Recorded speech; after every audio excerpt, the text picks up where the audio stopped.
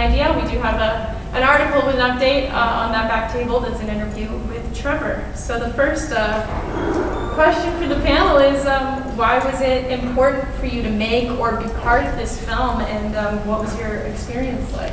And I don't want to put you on the spot, Emily, but maybe you're a good person to kick us off. Yeah.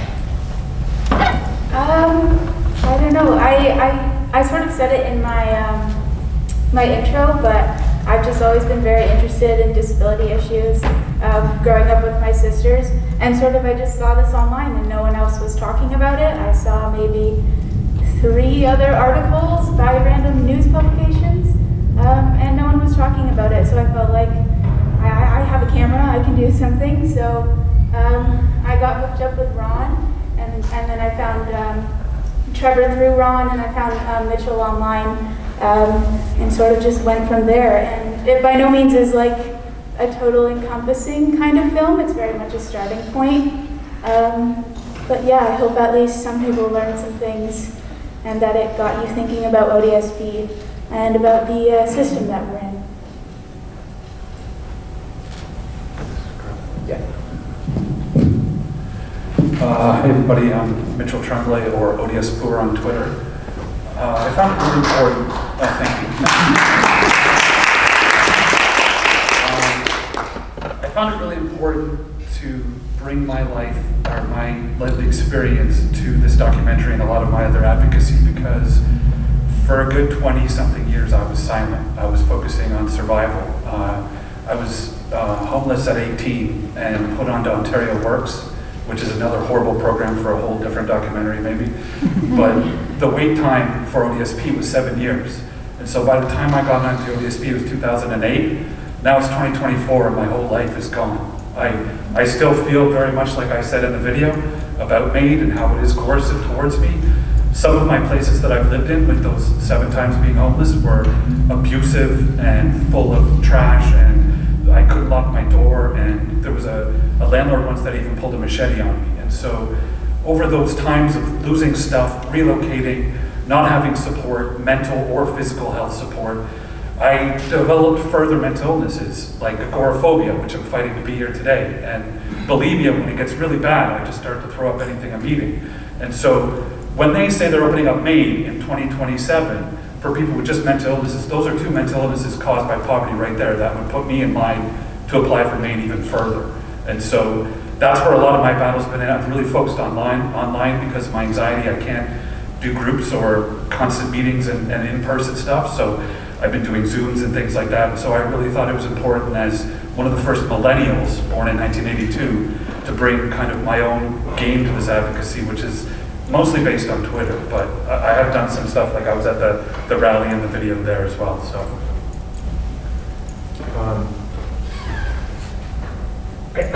For me, it wasn't like Emily just asked. So I said, yeah, we've been thinking about we were doing rallies at the ODSP Action Coalition at roughly the rate of 1 every 6 months, up until the one you saw in the film. And we've had we wanted to change strategies a little bit. I think we got a little bit frustrated. So meeting Emily came along at a time when we were, just trying to find different ways to get our messages out there. I did want to mention something about OW. 46% of ODSP applications are rejected off the top. Those people are on Ontario Works. So we know that there are a lot of disabled people that are on Ontario Works, just to respond to some of what was said earlier. And that is something that concerns us a great deal, which is why we're organizing currently with the Raise the Rates Coalition to raise social assistance rates in Ontario. But we'll leave it at that. Okay, thank you. My next question, and I think a lot of the questions I have tonight have been touched on in some way, either in the film or through what people have remarked on, but I'd love to know, what did you kind of take away from meeting or hearing from the other people involved in the film? So, obviously for you, meeting the people featured, but also for the people featured, getting to meet others and hearing different perspectives. What is something you kind of took away from the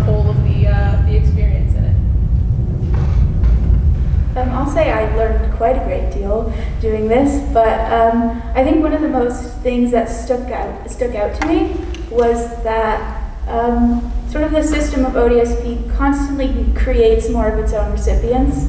You're putting people in poverty, they're developing more mental illnesses, and then they're stuck on the program because they can't work to get out of it, and they're sort of just stuck in this system.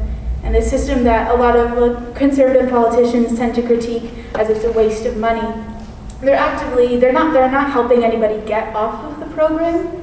They're sort of wasting more of their money by not making it a livable program. And I just found that really fascinating and really frustrating. But yeah, that was the standout for me with this project.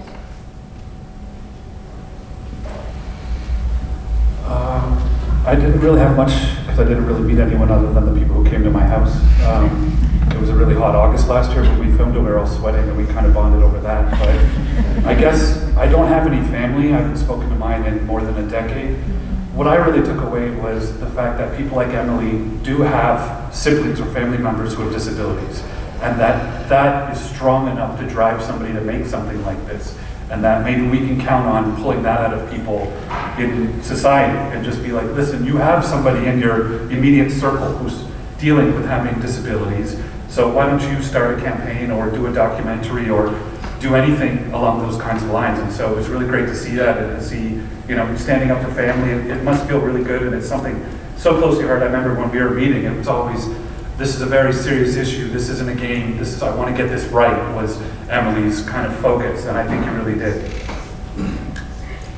Well, I was lucky that I knew a lot of the people in the film before the film was made, but it was, I really do think that Emily's done a really good job. If you were there for our interview, you would know that for a fact, because I rambled on for 2 hours, and that was pretty coherent, like a lot more coherent than I am in real life.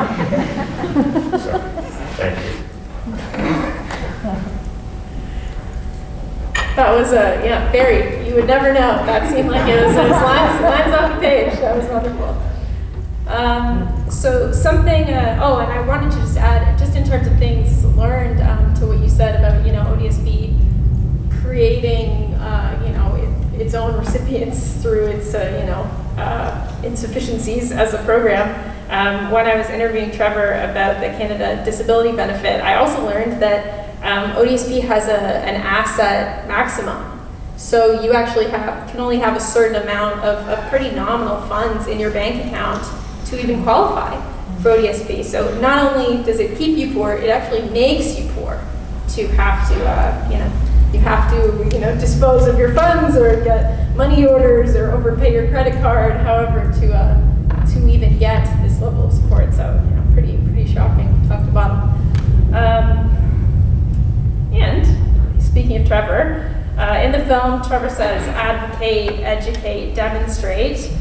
I'd love to hear what you think, what's kind of going well in any of those areas, the advocacy, the education, demonstrations, and what are some next viable steps that you're thinking about in any of those, categories. And I keep handing my mic to Emily first, but I was going to say you don't need to start. Increasingly, city councils across this province and 3 of the 4 political parties in Ontario Parliament have all said they want to double social assistance rates. I truly believe that now is the time that we can get this done.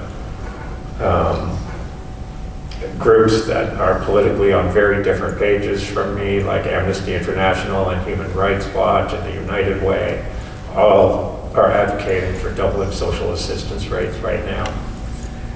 So the time is now to create a movement to get this done, and I think that that's the next step. Sure. So I've had to go about my advocacy quite differently than a lot of the normal ways. I've had to kind of reinvent a new style online. And so what I did was a kind of a try anything approach. I started a podcast, and I've done a season and a half, so I think 20 episodes. And I talked to people like Sarah Jama and an actor from Star Trek who uses a mobility device. There's somebody in the front row that was on my show. And that was really interesting to me. The idea came from going to my dentist, and I had one-on-one with my dentist, and I got to explain how my life has been. And by the end of the dental cleaning, that dentist's mind had been changed. And so I just thought, what if I could do that again and again, one-on-one interviews? And so the PWD cast was born, and I edited, recorded, contacted everyone all by myself. And it was draining, but it was so educational, and I think it was really successful in bringing a lot of the country together. I know we're focused on ODSP, but as they said in the video, this isn't just an Ontario issue. Nova Scotia and New Brunswick are suffering hard. There's PWD in Vancouver, which is definitely not anywhere near sufficient like ours. AISH is a war out in Alberta. So we're all on the common ground here.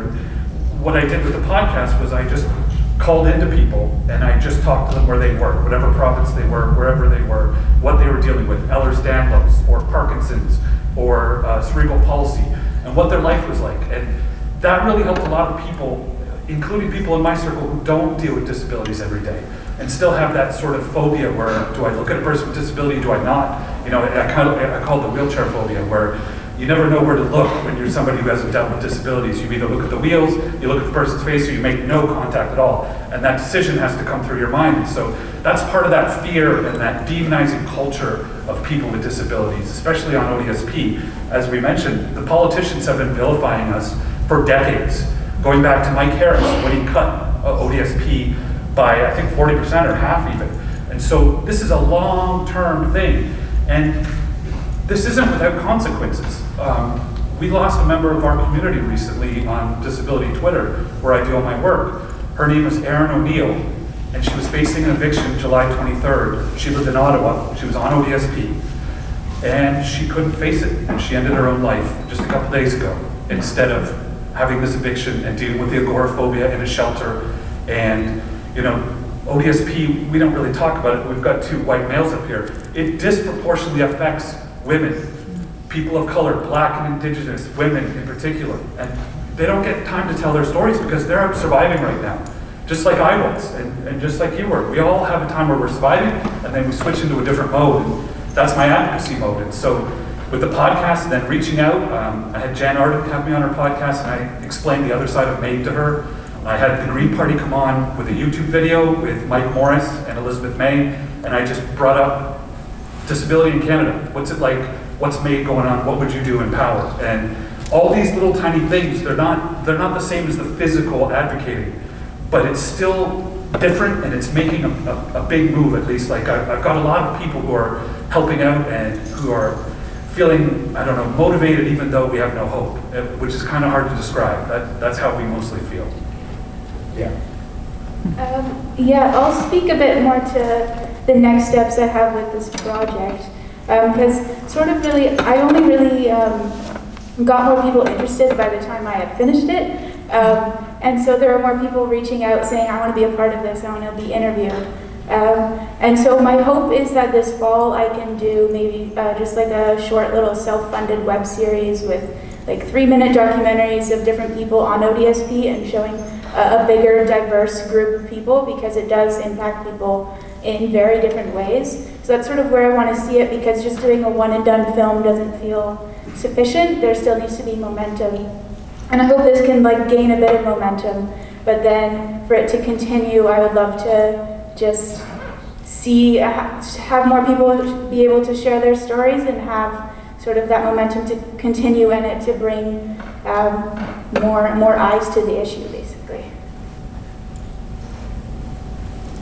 Okay, also for our panelists, feel free to, respond to each other. Don't feel like you only get, one shot at it and then I'm back on mic. So if you want to respond to anything, feel free.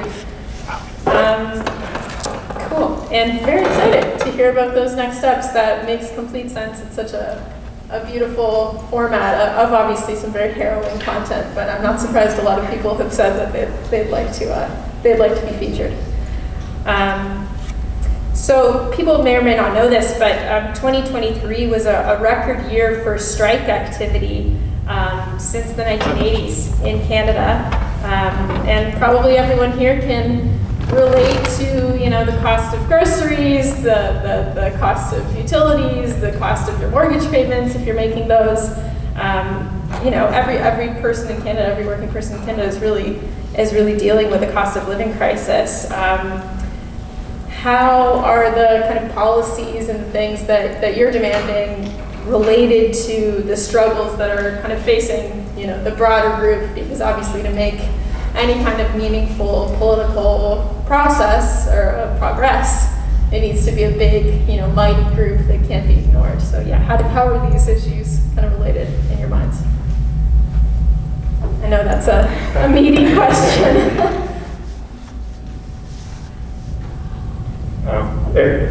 I'll take a stab at it.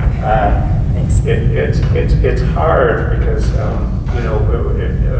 with ODSP recipients, 90 to 95% of them don't work. And there are people in our community who, resent that, the implication that we should be working our way out of this. It's just not a thing that's possible. What I will say about the cost of living is that, I feel for people who make an average income, who are living paycheck to paycheck, that's not, despite what Doug Ford says, that's not a good economy.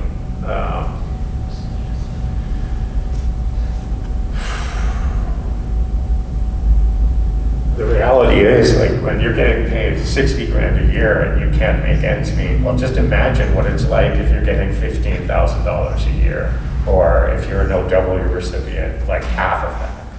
I mean, you're calling it impossible. It's just like, it's an understatement. You just you're not able to do anything. So it makes it really hard to sort of relate to what's going on in society, except for that we're obviously greatly affected by it as well. Yeah, sure. I know it's mostly Ontario-based, the ODSP, but I think this is also sort of a federal issue. I think that the Canadian disability benefit being such a failure really just shows what people in Canada think about people with disabilities. Overall, the Canadian disability benefit is going to help 25,000 people by 2028.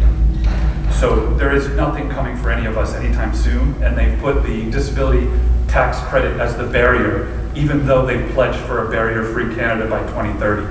So they've absolutely insulted us, and they used to pay a portion of the ODSP. Let's not forget that. They're not off scot-free. The government used to be involved in this. They used to be involved in housing as well, and they downloaded it onto the provinces through the Supreme Court. So this needs to be an issue on federal, provincial, and municipal levels, because people are dying, and people are really struggling to live. People are losing their homes at a steadier and steadier rate as the rents go up. And nothing that I see, no system is working right now. I would have to say that. Not a single thing.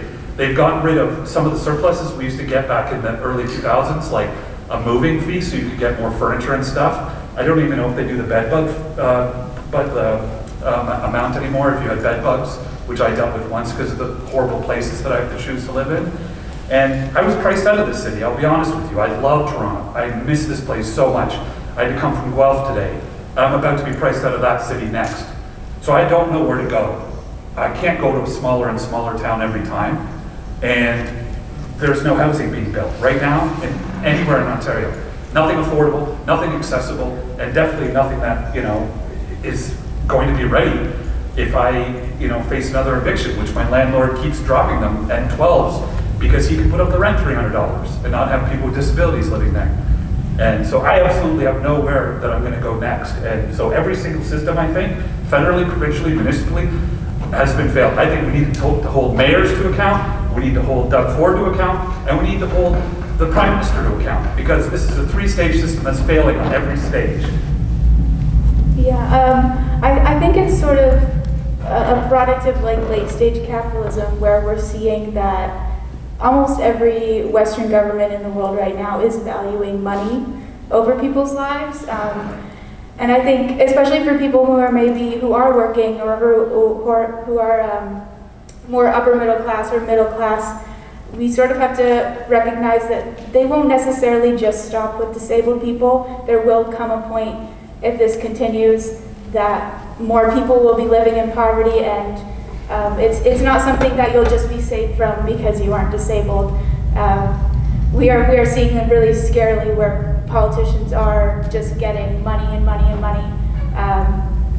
And they don't care about the people that they're serving. I don't quite know what goes on in their heads, why they're doing that, but we are seeing that, and it's concerning because I would like to think that the government is for the people and that cares about people. I tend to, my morals tend to be based around things I learned in kindergarten and Sunday school, like sharing is caring and love everyone the same, but unfortunately it does not seem like our politicians paid attention in kindergarten and Sunday school. But yeah. If only they had. Yeah. Yeah, and for what it's worth, I mean, I think when I'm talking to people about, the cost of living, and this isn't certainly exclusively people with disabilities, this is people that, work full-time or work many part-time jobs, and this is like a great example of the fact that, there's political will for kind of infinite, instant spending on some things. We can fund a war effort, we can fund multiple war efforts at once, we can fund, corporate incentives for restructuring buildings to be more environmentally friendly. Not that that's not important, but, there's political will for a lot of things. But here we are, waiting until 2028 for the Canada Disability Benefit. That's really not sufficient. So, I think everybody can see that there are meaningful public investments that are not happening in areas like healthcare and education that impact everybody, and there is money, for other causes that only benefit a few. Just very quickly, regarding the Canada Disability Benefit, what they've rolled out is roughly the same payment that everybody in Canada got during COVID, except it's spread out over a year instead of every month. I mean, it's incredibly difficult to justify that, especially when the promise was to provide a benefit that's going to lift Canadians out of poverty. Mitchell here mentioned the government's numbers, where in a certain number of years down the road are going to have lifted 25,000 people out of poverty. We're scratching our heads trying to figure out who those 25,000 people might be, because there are, first of all, 1.5 million Canadians with disabilities living in poverty. So helping out 25,000 of them is literally not even a drop in the bucket in terms of what's needed. Sorry, I've lost my place. But the other thing I was going to say is that the government does have money for anyone who's even remotely suggesting that they're able to build an EV battery. There's, they've given $14 billion to Volkswagen, 6 to 8 billion to Stellantis. The people, the Japanese company that's going to build an EV battery factory in Port Colborne, Ontario, they're only spending $1.6 billion on building the factory. Our government's giving them $6 billion to do that. Disabled Canadians are supposed to, 1.5 million of us are supposed to share, $6 billion over 4 years. It's just not going to do anything. It's going to amount to $200 a month, where, even fairly horrible political parties in this province are promising to double ODSP rates at this point. I don't know that I trust them. Given that one of them had 15 years to do it and didn't. Okay, I'll stop there. Oh, please, hey, we got all night. We have about an hour until we're kicked out.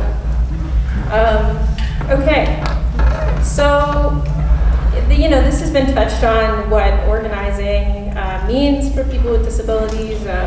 Trevor talks about can't just immediately show up at the drop of a hat. Mitchell, you've mentioned that you need to take a pretty specific path to the advocacy, kind of anti-poverty movements a bit more generally, or as Ron's part of tenant organizing, all of these things. How can we make these movements more accessible to the disabled people that may want to participate, but also really should be kind of at the forefront of all of this other anti-poverty organizing that's happening? I guess I would start by saying the opposite needs to happen first. We need to make those spaces accessible to everyday people and encourage them to come. I think that's where the win is. You know, we don't have to focus on getting all the disabled people in a room. We need to get all the people who don't quite understand disability in a room. We need to educate. And that's the same thing I said to Jan Arden was, just listen to us when she asked what she could do next. Just listen, because there are so many stories emerging right now. And mine is just one of them, yours is just one of them, there's some in the video. And everyone here right now is listening, and that's such an important step in this process. And to have people who are able-bodied to come to those events and to realize that we're not villains and that we're not all these things that the government makes us out to be. Like, you know, there's a lot of points that we have to have in our back pocket when we advocate on Twitter or in person. When somebody says, like, well, you're costing me my tax dollars. Well, we can thank Doug Ford, because now we can say, well, guess what? We didn't cost you anything near what he did. The nurses, the 407 for giving that billion, you can name a list of things. All that money could have gone and doubled ODSP by now, probably tripled it. And so that argument is out the window now. The argument about fraud, it's been proven that less than 1% of ODSP is fraudulent. And that's because you would have to get a doctor in on it. Do you know how hard it is to get someone who went to school for 7 years to lie on a form and lose their license? It's almost impossible. Not as impossible as it is to get on ODSP. That is such a struggle in amongst itself, and like they said in the video, less and less people are being accepted. Doug Ford already tried to change the definition, if you guys remember, and it would have discluded people like me, because they were focusing more on physical, and they don't respect the mental aspects, or anything that's outside what they sort of understand. And the big thing that I brought up in the video is the preventative medicine. I've ended up in the hospital so many times when I could have just been better having a doctor. And a walk-in doesn't cut it for me when I am agoraphobic and I have to cross the city to some loaded place where everyone's sneezing and coughing and there's a lineup, and I just can't deal with that. And so I would rather just put it off until all of a sudden it gets to a point where I'm in an ambulance again. And a lot of it is just me building up my anxiety and becoming bulimic and agoraphobic, and I get this cycle with my social anxiety, my generalized anxiety, my PTSD, my borderline and histrionic personality disorders kick in, and major depressive disorder, because this has been my entire life. And then the agoraphobia and the bulimia put in, you don't think straight. You get stuck in this kind of whirl. And that's another point towards the MAID thing, is I've fantasized about MAID since I first heard about it, that somebody would just do it for me, because I'm incapable of doing it myself. And so when I first learned about it 3.5 years ago or so, I started to fight for it. I wrote a letter to Ham Dong, my MP, when I lived here. I was trying to get on the list. I was trying to push for it. But they hadn't opened it up yet until this year. March 17th was when I was going to be able to apply. And they realized how bad it was, because there was lineups for MAID, and there was no help in any other situation. There was no mental health increase. There was no physical doctor increase.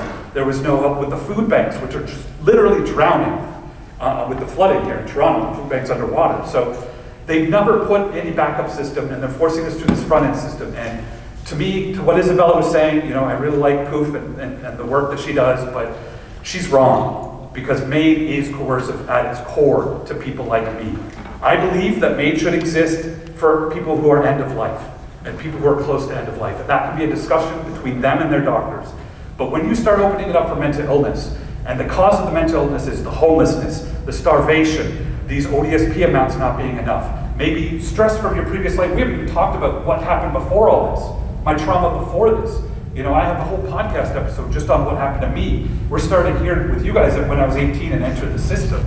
And so if we could have more discussions like that, more honesty, and have people, able-bodieds need to come into the community. It's not about getting more people with disabilities. We're out there. If you look at Twitter, there's a massive following, and we're all sharing and working, and we're organizing from BC all the way out to the Newfoundland East Coast. And so I think it needs to be the general public. And you're going to have to sooner or later, because 27% now, since this movie was made, 27% of Canadians have identified as having a disability. And that's because of problems like COVID. That's a mass, what's it called, a mass disabling event. Yes, sorry. I'm not good at these kinds of things, so I'm just talking out of my head. But those are the kinds of things that I'm thinking about when I'm advocating.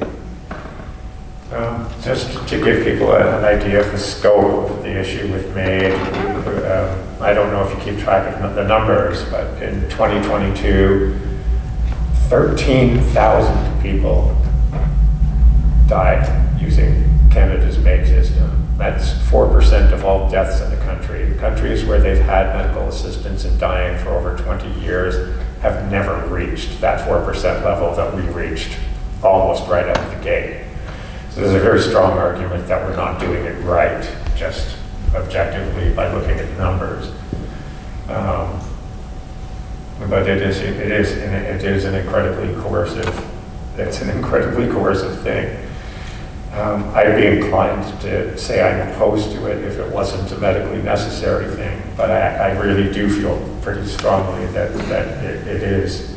But I don't think that, I can't imagine in my wildest fantasies that there'd be 13,000 people in a year that would be in that position, and not in a country with 40 million people. And I'm very anxious to see what the 2023 numbers are going to be like. We're going to be getting those in a few months. So I have a feeling it's not going to be good. Yeah, actually, one more thing. We are actually the world leader in MAID now. Yeah. And I've done interviews with Australia and England, and they're both terrified of what we're setting as precedent. Okay. Thank you. I think all incredibly good points that that we should be, those of us that are not part of this community need to be engaging and listening, and really looking for ways that we can be finding common cause on top of supporting individual causes. What are the kind of at the root of the problem that's impacting all of our lives in different ways. Okay, well, I wanted to just kind of ask you, open up the floor a bit for anything each of you maybe didn't get to mention or wanted to say, and then we do have some time to take some questions from the floor. If anybody has any questions about the movie, about filmmaking, if that's something you're interested in, or about the political kind of community organizing. But so think of your questions now while they're getting their last shot on the mic, and yeah, so maybe. Emily, if you don't mind, is there anything you didn't get to say or anything that's kind of come up as we've been talking? Open mic. Ron, is there anything you would like to say? You can first. Okay. Tough question, I didn't realize. I guess I want to thank everybody for showing up, just starting off, because I know how much of a hassle it can be to travel. And I have in my mind and heart a lot of people who wanted to be here, but because of accessibility or travel could not be here. So that's why we're recording the panel, and we'll be releasing the documentary soon, so that it is fully accessible to everyone. So thank you so much for traveling to come here. I hope you guys have some really good questions, because this is our lived experience, and so we have really good answers for you. I guess the one thing I want to leave you with as my final say is that at 27%, people with disabilities are the largest minority in Canada, but that's also a vote movement. And so I think that if we could get enough people to vote together at that 27%, the leaders would have to start listening to us, provincially, federally, however you want to see it. And that's, I think, one of our leverages right now, along with MAID, and just showing that they're lining us up like cattle for slaughter. And those two things hit home because they're real, and they're what I'm living every single day. And a lot of people are very ignorant about it in Ontario and in Canada. So again, with the education and the listening, I think we could really spread the word. I don't really have anything to add except, everyone in this room is going to have a disability at some point in their lives, and I believe that working people in Canada and in Ontario want to know that the government's going to take care of them if they get sick, that they're not going to be forced to live in legislated poverty. And, I sort of wanted to touch on the web series that I brought up earlier. If there is anyone here tonight on ODSP and would like to be interviewed, please reach out on social media. I would really like to get that started in the fall, because I think it could bring more eyes to this issue, and even though maybe it won't solve it, it can create more momentum, and I'd love to have more people be able to share their stories and their experiences, because that's very valuable for this movement. So yeah, thank you all for coming here. This was really, really cool. I know some people for you, Emily. Okay. Okay, I'll we have another little teeny baby microphone that I can run over to anybody that has a question. So, okay, I'm gonna run over the teeny microphone. I can project. Okay, we're in the nice space. In the film, it was mentioned, I believe Mitchell, you mentioned about, first of all, I just want to say thank you very much for making this film for everyone involved. There was mention of universal basic income, and I was wondering from everyone if there are current or historical other examples of things that governments here or internationally have done or are currently doing that you would also like to see implemented, like real things that are happening in the world or have happened in the past that, you know, we could challenge our government with to say this is very, I mean, everything is very clearly possible, but, you know, in that sense that it's tangible, it's real, other people with disabilities have this elsewhere or have had this in the past, and if so, what they are. Or, if not, other visions that you have along the lines of UBI, etc. Australia has a national disability insurance program. It's sort of like OHIM, except for, you know, if you're going to become disabled at some point down the road, it will take care of things like assistive devices and a lot of the costs that are difficult to cover with social assistance. I think that, you know, looking at doing something like that in Canada might be a good idea. There is an organization called Every Canadian Counts that's sort of advocating for that here. And it has been expensive, but relatively successful in Australia. I think it would certainly do a lot to alleviate some of the problems. I keep going back to having adequate rates being the one big thing that can happen. I mean, it really is a no-brainer. Like, you know you cannot survive on $700 a month, right? So how can you expect other people to? In the case of Ontario Works, you only get that $700 if you manage to afford a home with that $700 budget. And as you might imagine, a lot of people in Ontario Works live outdoors these days. So they're getting, I think, about $350 a month. Which incidentally, I don't know if you know about what it was like in the Great Depression, but we had a lot of unemployed single men in our country at that time, and we sent them all out west and made them work in these relief camps where we pay them 20 cents a day.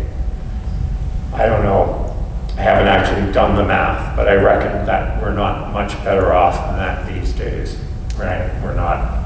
I think if you've adjusted that a number for inflation, we still have a long way to go. I do want to mention that the Communist Party of Canada had a lot to do with organizing those workers in the Great Depression. So I have high hopes for what our party can do these days too.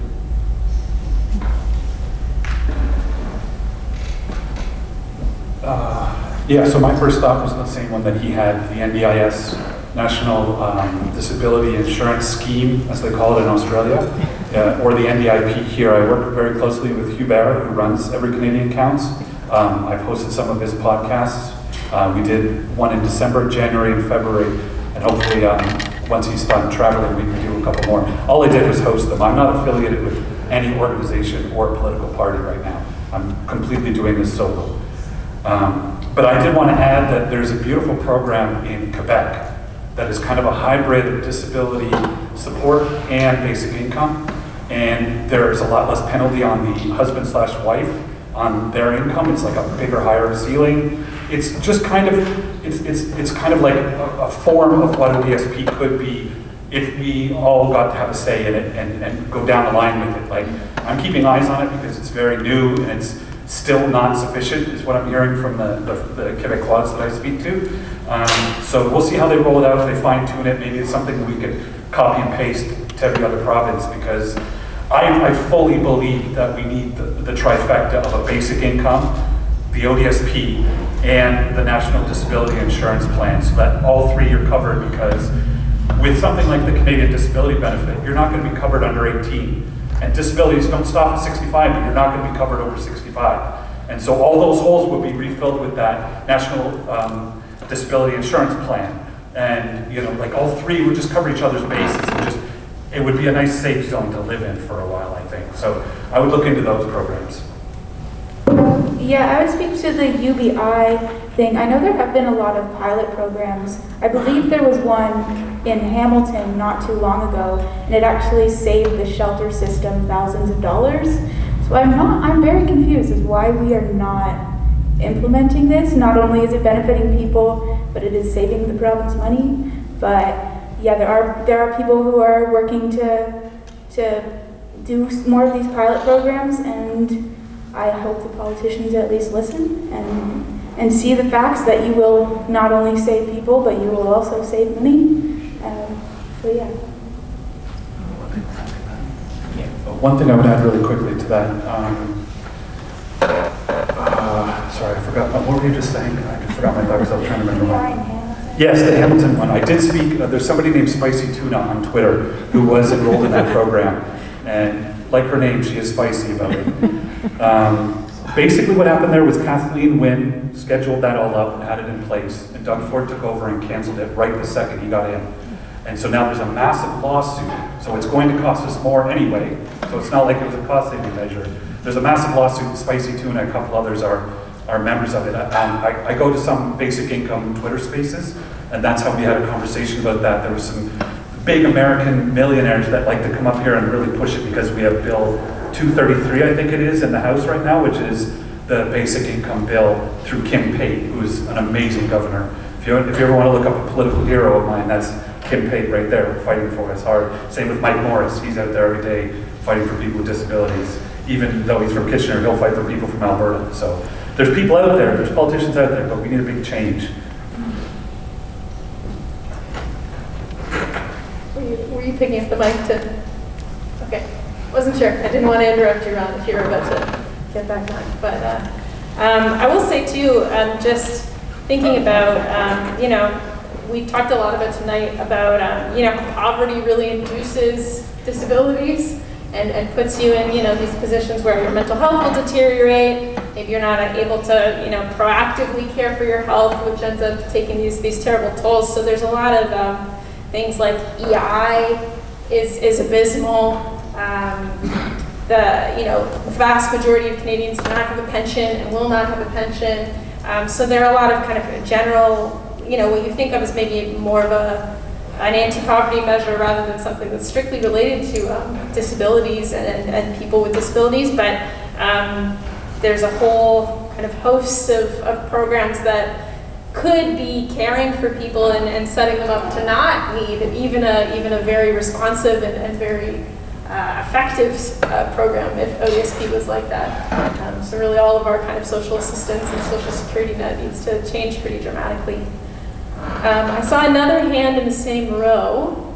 Oh yeah, okay, go ahead. And then I see you back. So 2 and then 3. Can you hear me if I speak like this? Yeah.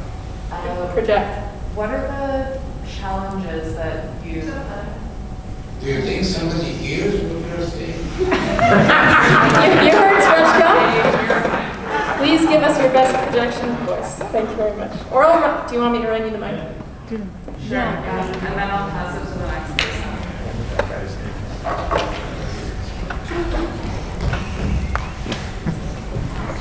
Test.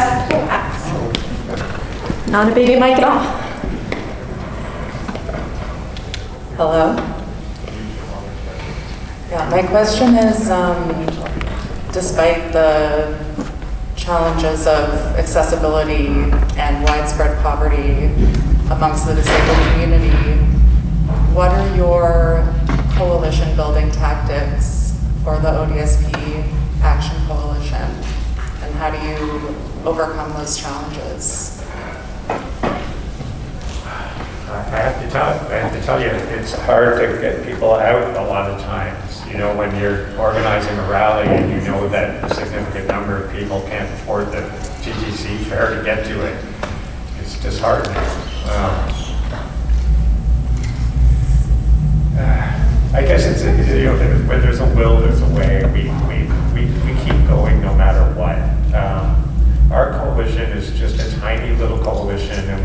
so many other groups. And I think we found that the most success that we have is when we work with groups like the Disability Justice Network of Ontario or Disability Without Poverty or any of the groups that we organize rallies with. I think our future is just finding ways to work less in silos and, kind of work together. There are a lot of people like Mitchell who's sort of often in his own world doing his own thing, which is great. But we have to figure out how to take all those parts and make them into something that can move our overall objectives forward. I don't know if anyone else will have anything to add to that. I do want to clear up one thing that Isabella said earlier. I think it was implied that we negotiate ODSP rates with the provincial government. They don't even talk to us mostly. I mean, we do meet with politicians, but it's few and far between, and nobody who's actually sitting in government. We will work with Sarah Jama and Lise Bourgeois and some of the NDP members, and Mike Schreiner has been very good about supporting a lot of our objectives in the Green Party. I think we have to find a way to bring all of the people who are saying what we're saying together to move things forward. I think that's how we do it. Yeah, I definitely agree. I can't speak for the ODSP coalition, but the way that I've built my online coalition, which is just basically colleagues working on Twitter, is just old-fashioned footwork, asking people what they're talking about, what they're feeling, helping anyone I can by boosting their mutual aid posts, which is a whole new system on Twitter, where if somebody needs shoes or a bus ticket to go to the hospital, then you can post hashtag mutual aid, and a lot of people from Ontario and sometimes all of Canada really come in to help. I've gotten funding to have 2 cataract surgeries, the last of which I just did on Monday, and this is the first time I can see out of both my eyes in 8 years.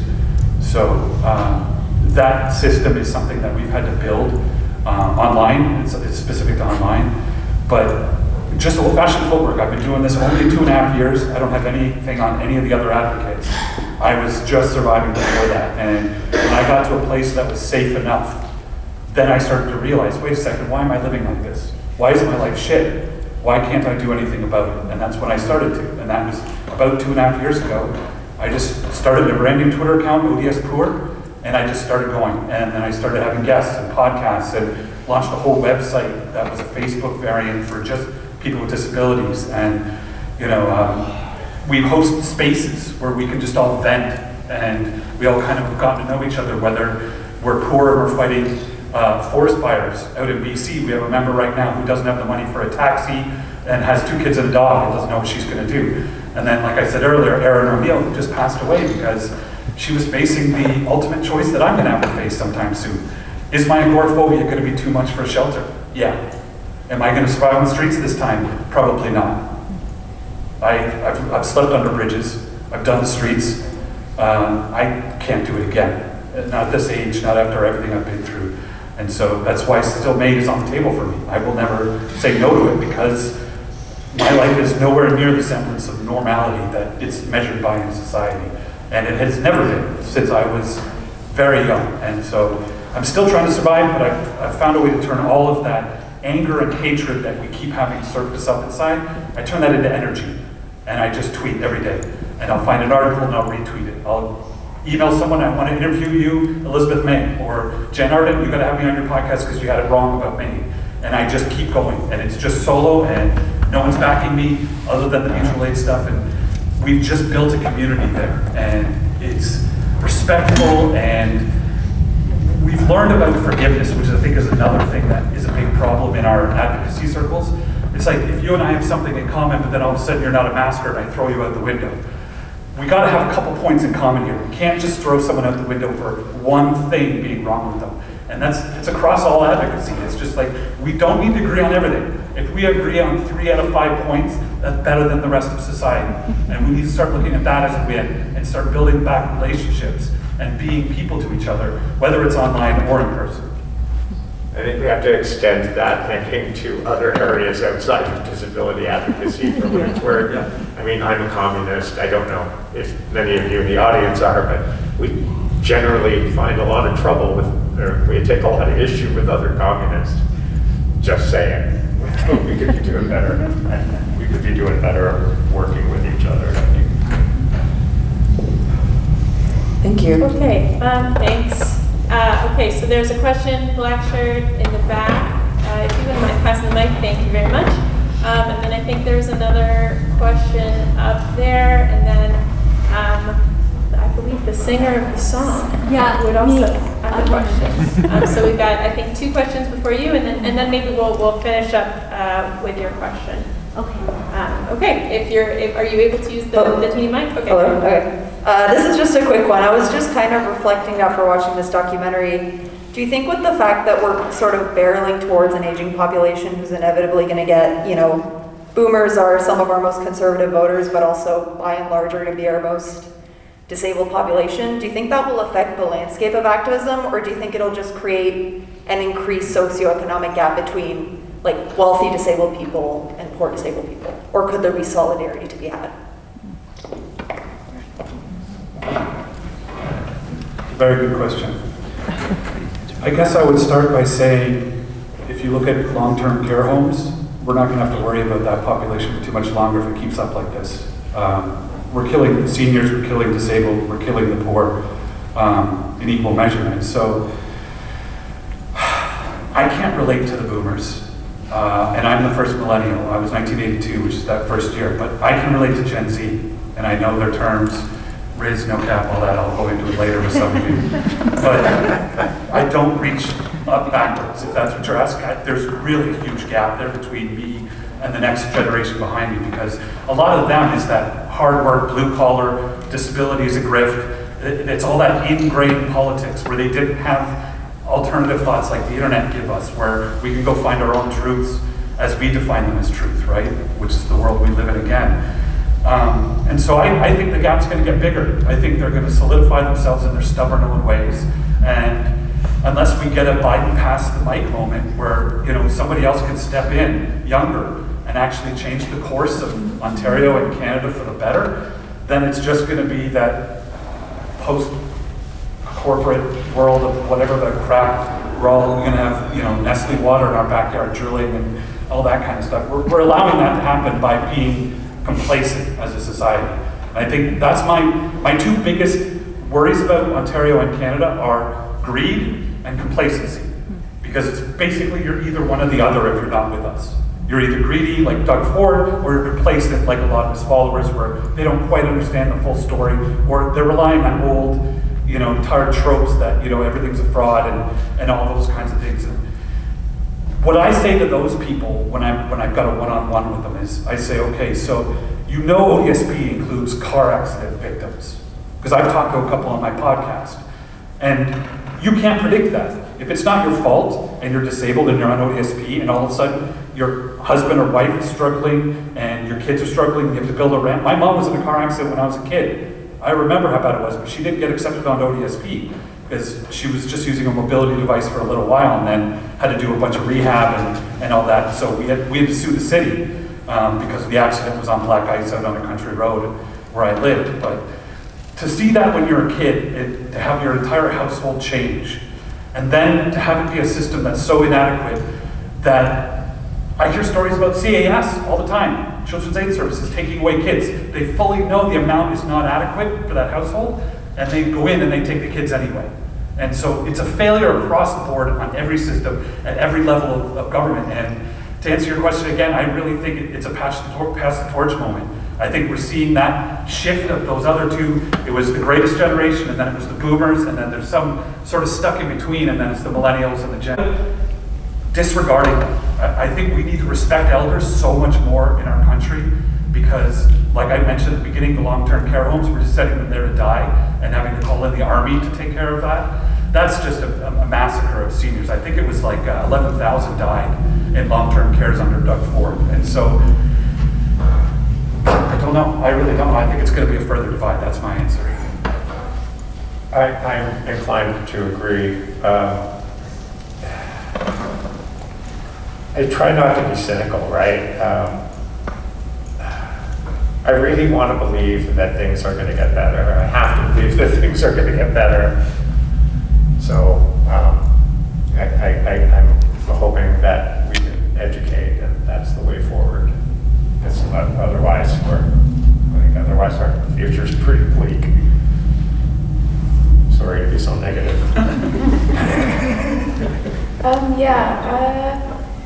I don't know. I could definitely see it going two ways where it becomes a bigger divide.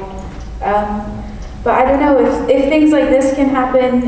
People, I don't know. Maybe we'll get to a point of total yuck that people will start to see the commonality between each other, and sort of see that maybe politicians who are getting lots of money from corporations aren't necessarily working to your best interest, even though they say they are.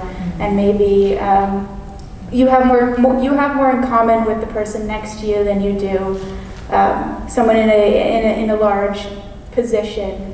And I hope, I don't know.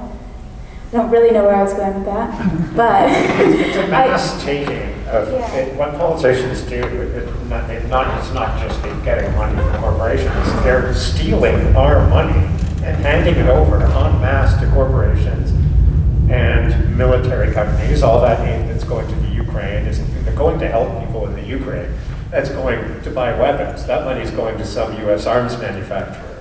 That's what they're spending money on. That's I mean, it's just short-sighted. What we're doing is it's not smart, and it's not guaranteeing anyone any kind of future.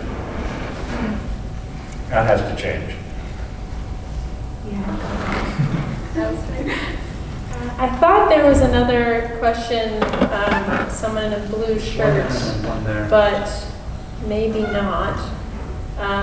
Okay. There was then our singer, and then I see the gesturing for this person. I think that's where we. Okay, and then I just want to make sure that everybody, since we're only quietly raising our hands, I believe you were next in line for your question. So go ahead, and then go ahead. Okay. Well. I'm Andrea Hatella. I'm the co-chair of the ODSP Action Coalition, and I do sing.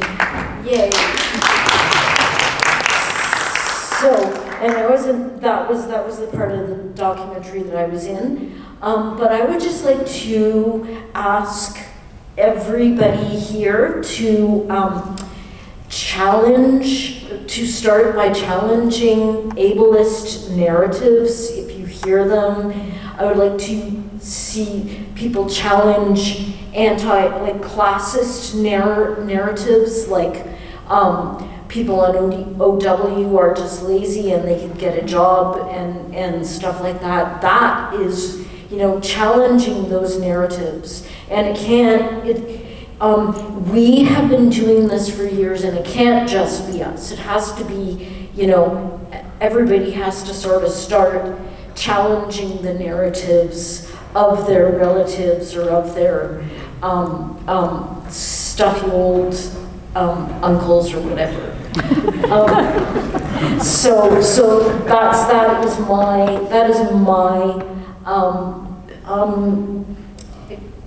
that is my task for you all. Thank you. Thanks, Andrea. And now we'll take our last question. It looks like you have the mic. Please go ahead.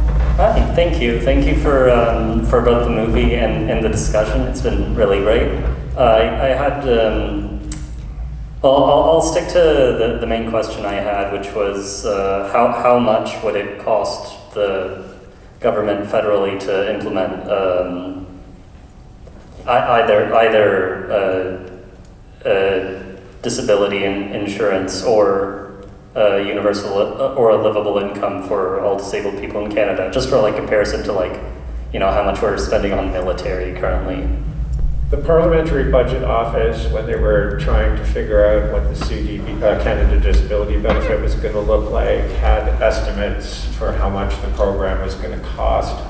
Their lowest estimate would have given recipients about $500 a month, so 2.5 times what it was, and that was their lowest amount. So the Parliamentary Budget Office guessed something between $10 and $20 billion for a program like that annually.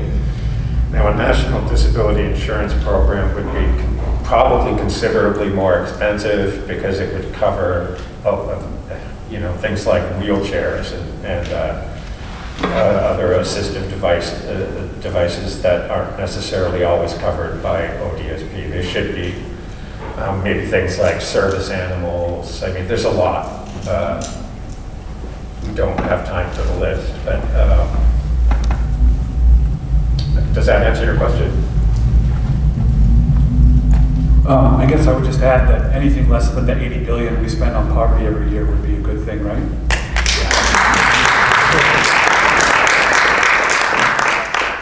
Yeah, to add to that, I think I'm not an economist or anything. A lot of these numbers are really scary to me, but at the same time, we exist all on this same planet. Living does cost money, unfortunately. And they've given like way more money than the top amount of money for the Canada Disability Benefit just to make batteries. Yeah. So I don't know what's more important. yeah, so the number is scary, but yeah, we are spending it on other things when there are people fighting to survive. So I don't know why people's basic resources. They'll tell you it's for jobs, but Yeah. I mean, anyone who thinks that giving corporations billions of dollars results in jobs has never been to Oshawa, Ontario. It's just not true.